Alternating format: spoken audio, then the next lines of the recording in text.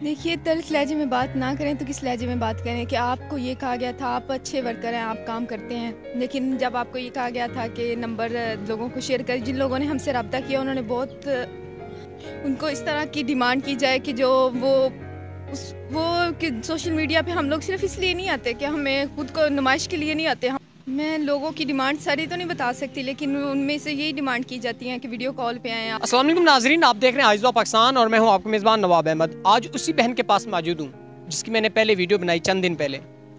इसकी फूफो इसको showbiz industry में ले जाना चाहती थी और आपको पता है कि शोबिज़ इंडस्ट्री में कैसी वाहियात हरकत करवाई जाती हैं और यह लोग किस तरह की डिमांडें करते हैं, ये आप बखूबी जानते हैं। इनके वालिद ने एक जवान लड़की से शादी कर ली और इनको घर से निकाल दिया। तो आइए इनसे जानते हैं, इन्होंने जब दोबारा मुझसे कॉल पर रब्ता किया तो इन्होंने बड़े तलख लहजे में मुझसे बात की। तो आइए जानते हैं उस तलख लहजे की आखिर वजह क्या थी। अस्सलाम वालेकुम। वालेकुम अस्सलाम। बहन, दोबारा आपने मुझे कॉल की कि भाई आएँ और मेरी दोबारा वीडियो बनाएं और बड़े तलख लहजे में आपने बात की। आखिर ऐसी क्या वजह थी जिसकी वजह से आपने मुझसे इतने तलख लहजे में बात की?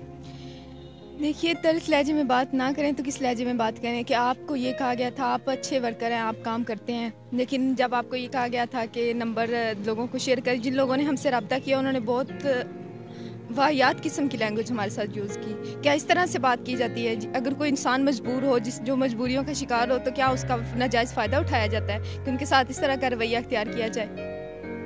उनको इस तरह की डिमांड की जाए कि जो वो कि सोशल मीडिया पे हम लोग सिर्फ इसलिए नहीं आते कि हमें खुद को नुमाइश के लिए नहीं आते, हम मजबूर होते हैं तो हम इस तरह के काम की तरफ आते हैं। तो लोग मजबूरियों का जो है नाजायज़ फ़ायदा उठाते हैं, वो लोगों की मजबूरियों को समझते नहीं हैं, वो उल्टा जो है अपना मतलब निकालने की कोशिश करते हैं। नाजरीन देखें, बहन शिकवा कर रही है। मैं उन व्यूवर से या उन दोस्तों से बहुत नाराज़ हूँ जिन्होंने हमसे नंबर लिया और इनकी हेल्प के लिए, इनसे रब्ते के लिए, लेकिन इनसे गलत तरह की फरमाइशें की गई। बड़े अफसोस की बात है। और बहन, हम माजरत खाएँ कि हमने आपकी परमिशन से ही नंबर दिया था, लेकिन हमें लोग पहचानने में गलती हो गई। तो किस तरह की वाहियात किस्म की कुछ चंद अल्फाज आप बताना चाहें कि लोग क्या डिमांडें करते थे?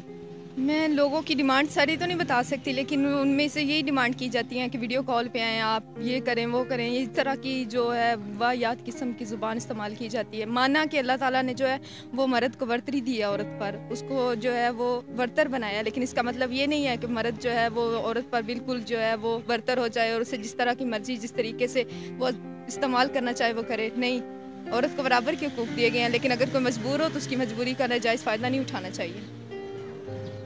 बहन, अगर कोई शख्स हमसे रब्ता करता है, ठीक है, और दोबारा आपसे रब्ता करने की कोशिश करता है, कोई अच्छे इंसान भी मौजूद हैं, जो मुआशरा है बुरे लोगों से नहीं भरा पड़ा, अच्छे लोग भी हैं मुआशरे में, तो आप क्या समझती हैं कि अगर कोई हमसे रब्ता करता है, अगर हम उनकी वेरिफिकेशन करना चाहें करके फिर आपसे रब्ता करवा सकते हैं?